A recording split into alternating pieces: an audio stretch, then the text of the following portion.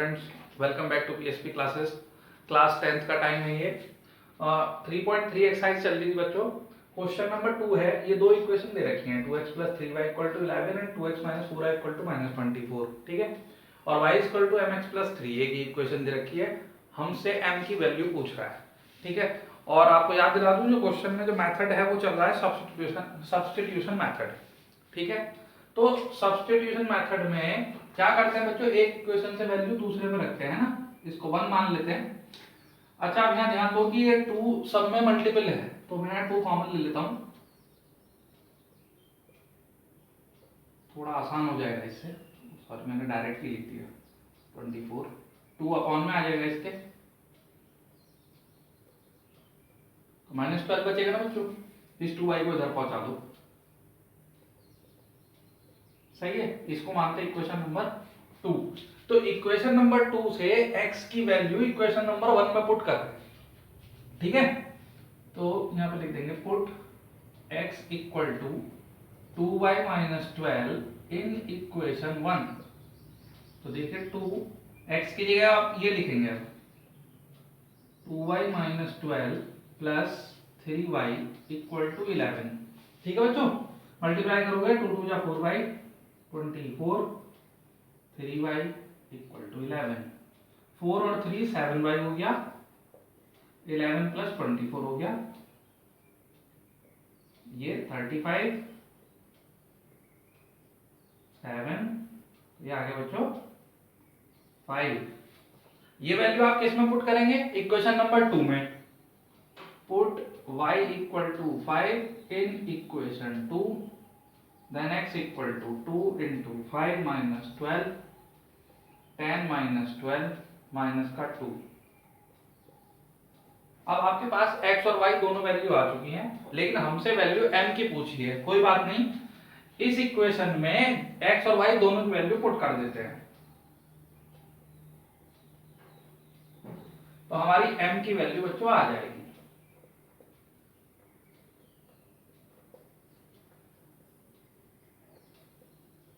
m = -1। ये देखिए, समझ में आया बच्चों? आसान क्वेश्चन था ना। सब्स्टिट्यूशन मेथड से पहले सॉल्व कर लो, x और y की वैल्यू आ जाएंगी, उठा के इस इक्वेशन में रख देंगे, m की वैल्यू आ जाएगी। ठीक है बच्चों, नोट कीजिए। नेक्स्ट क्वेश्चन पे चल रहे हैं।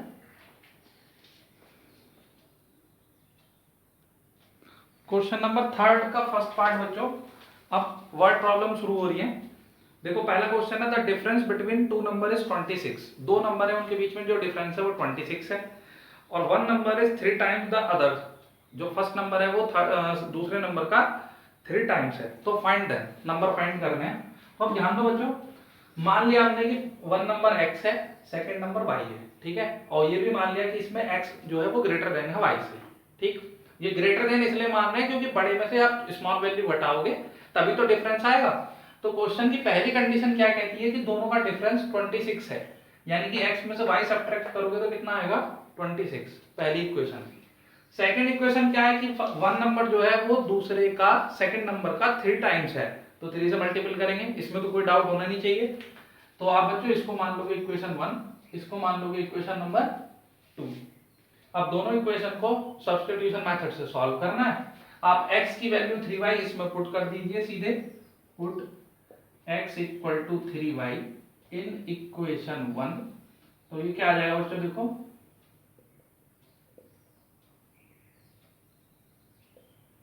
अगर आपने इक्वेशन बनानी सीख ली बच्चों तो क्वेश्चन बहुत आसान है। y की वैल्यू आ गई बच्चों 13। ठीक है, अब ये y की वैल्यू आप इक्वेशन नंबर 2 में रख दीजिए, तो x की वैल्यू आ जाएगी। ये तो आपके आंसर आ गए, यानी कि पहला नंबर आपका 39 है, दूसरा नंबर जो है वो 13 है। ठीक है बच्चों, समझ में आया ना? क्वेश्चन बहुत आसान है, बस आपको ये लैंग्वेज से ये इक्वेशन बनानी है। ठीक है, नोट कीजिए। सेकंड क्वेश्चन कर रहे हैं अगला। थर्ड का फर्स्ट देखिए बच्चों, क्वेश्चन में क्या दे रखा है कि the larger of 2 supplementary angles exceed the smaller by 18 degree, find them. ठीक है, तो यहाँ पे दो बातें बच्चों। पहली चीज कि सप्लीमेंट्री एंगल होते क्या है कि जिन दो एंगल का सम 180 डिग्री होता है उनको सप्लीमेंट्री एंगल बोलते हैं, ये तो सबको पता है। तो ये पहली इक्वेशन तो बच्चों ये बन जाएगी। हमने मान लिया कि वन एंगल उसमें x है, सेकंड एंगल जो है वो y है, ठीक है। तो सप्लीमेंट्री एंगल 180 होता है, तो एक इक्वेशन ये बन गई। अच्छा ये तो आसान थी। सेकंड केस में वो क्या कह रहा है, वो इंपॉर्टेंट है। देखो इसमें कह रहा है कि जो larger of the two angle, जो दोनों एंगल में बड़ा एंगल है, exceed the smaller by 18 degree, छोटे वाले से 18 ज्यादा है। यहां बच्चों मैं एक कंसेप्ट बता दे रहा हूं आपको, जिस कंसेप्ट से मैं करता हूं, ठीक है। सपोज करो जैसे वो एज वाले में समझाया था ना, वैसे ही ये भी सपोज करो ए और बी कोई दो पर्सन है, ठीक है। तो पहले हमें लैंग्वेज को पढ़ के ये समझना होता है कि इसके पास वैल्यू ज्यादा है या इसके पास वैल्यू ज्यादा है। आप ये बात समझिए, सपोज करो ए के पास 10 रुपए है, बी के पास 10 रुपए है, ठीक है। मैं एक एग्जांपल ले रहा हूं अलग से। जैसे इस क्वेश्चन में कह रहा है कि ए के पास बी से 5 रुपए ज्यादा है, ध्यान से सुनिएगा, ए के पास बी से 5 रुपए ज्यादा है। तो हम यहां पता क्या करते हैं कि अगर इसके पास ज्यादा है ना, ज्यादा किसके पास हुआ बच्चों, ए के पास, ठीक है। ये पहचान लिया मैंने। अब मुझे क्या करना होता है, या तो मैं यहां से 5 माइनस कर दूं तो इसके बराबर हो जाएगा, समझ में आ रहा है। दूसरा प्रोसेस ये, इधर 5 ऐड कर दूं तो ये इसके बराबर हो जाएगा। भाई 10 5 15, या 5 इधर से घटा दो, यही तो मतलब हुआ ना कि सब आप समझ गए ना कि पहले क्वेश्चन की लैंग्वेज से आप ये पहचान करेंगे कि किसके पास ज्यादा है या किसके पास कम है। अब जैसे क्वेश्चन में कह रहा है कि लार्जर 18 डिग्री ज्यादा है, तो ज्यादा कौन है, लार्जर के पास। तो बड़े एंगल में से आप 18 घटा देंगे तो छोटे वाले के बराबर हो जाएगा। पहला केस। अगर आप ऐसे नहीं रखना चाहते, कुछ बच्चों को प्लस करने की आदत होती है, तो वो इससे कर सकते हैं कि 18 को स्मॉलर में ऐड कर दो तो वो लार्जर के बराबर हो जाएगा। ठीक है बच्चों, ये दो कॉन्सेप्ट होते हैं, इनको दिमाग में रखिएगा। आप कभी भी लैंग्वेज वाले प्रॉब्लम क्वेश्चन में नहीं फंसेंगे, ठीक है। तो लार्जर एंगल हुआ आपका x, ये हुआ 18, और स्मॉलर हुआ y। इसको इधर पहुंचा देते हैं, ठीक है बच्चों। ये इक्वेशन 1, ये इक्वेशन 2। आप पता है आपको क्या करना है, ये वाली वैल्यू x की जो है इसमें उठा के पुट कर देनी है। Put x equal to y plus 18 in equation 1, इस तरीके से, है ना। तो 2y इक्वल टू 180 माइनस 18। आप इसको माइनस करेंगे कितना बचेगा, 10 में 2 7 में 6 162, ठीक है। तो y इक्वल टू बच्चों 162 अपॉन 2 81, y कितना आ गया, 81 आ गया, ठीक है।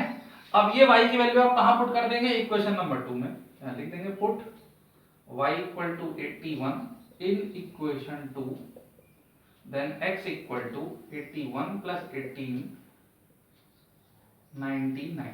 तो आपका बच्चों एक एंगल तो आया 99 और एक एंगल आया 81। समझ में आ रहा है ना। तो आप एक चीज देख लो बच्चों कि इक्वेशन बनाने के बाद का जो काम है वो बहुत आसान है ना। प्रॉब्लम बस क्या है, वो पहले ही है कि आपको वर्ड प्रॉब्लम से इक्वेशन बनानी है, ठीक है। इसको भी बहुत ध्यान से समझना है, ठीक है बच्चों, नोट कीजिए इसको।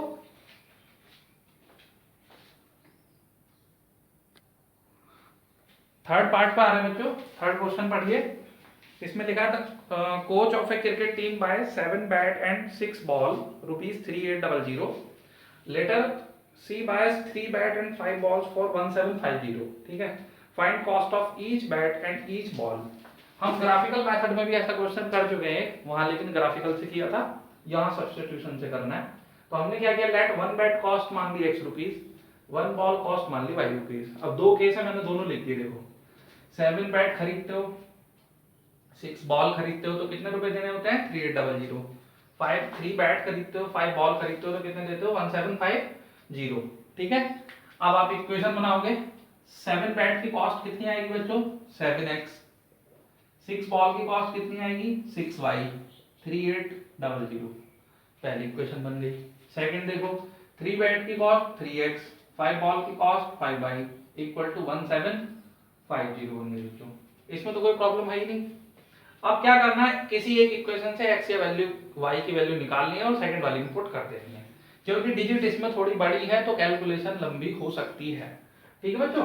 तो कोई बात नहीं, करना तो है ही, यहां से ही निकालते हैं वैल्यू। 6y और ये वाला जो 7 है बच्चों, ये इसके अपॉन में चले जाएगा।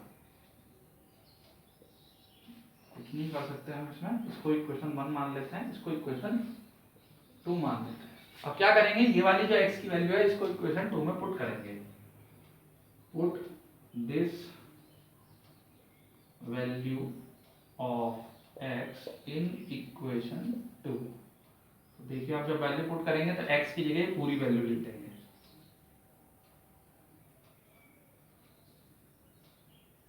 ठीक है, प्लस 5y इक्वल टू 1750। अब इक्वेशन थोड़ी लेंथी बनेगी, उसको सॉल्व करेंगे तो y की वैल्यू आएगी यहाँ से, फिर जब वो y की वैल्यू हो जाएगी तो उठा के इसमें रख देंगे तो x की वैल्यू आ जाएगी, और यही हमें बताने हैं। ठीक है बच्चों, तो उसको इरेज कर दो ना, उसकी जरूरत नहीं पड़ेगी,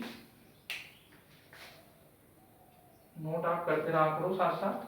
अब देखो पहले इस 3 के अंदर मल्टीप्लाई कर रहे हैं, 0 3 × 24 को 4 फिर लगे 2 3 के 9 2 11 418y नीचे आ गया बच्चों 7 प्लस 5y इक्वल टू 1750। ठीक है, इसमें आप एलसीएम लोगे 1,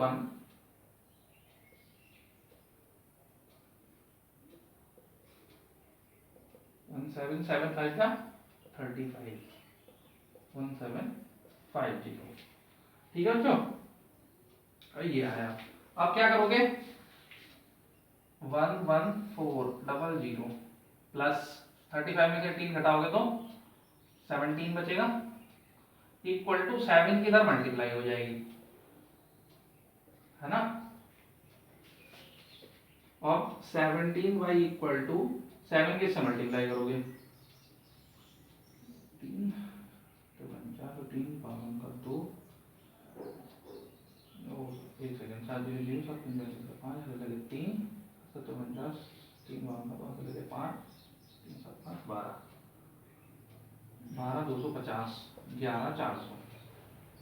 ठीक है, इसको आप माइनस करोगे 0 और 5 और 12 में चल गया 8। ठीक है, 850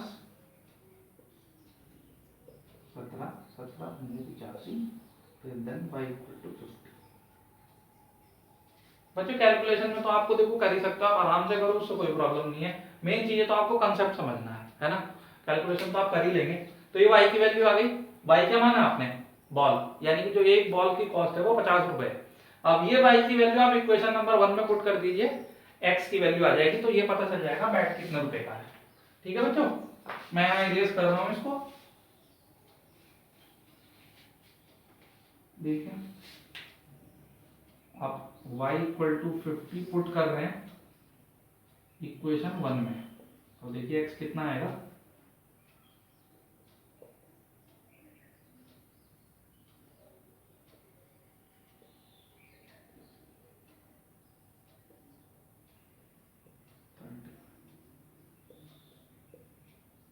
$500। ठीक है बच्चों, तो बैट कितने रुपए का हुआ, 500 रुपीज का, और बॉल कितने हुए 50 रुपीज की। समझ में आया बच्चों, नोट कीजिए इसको।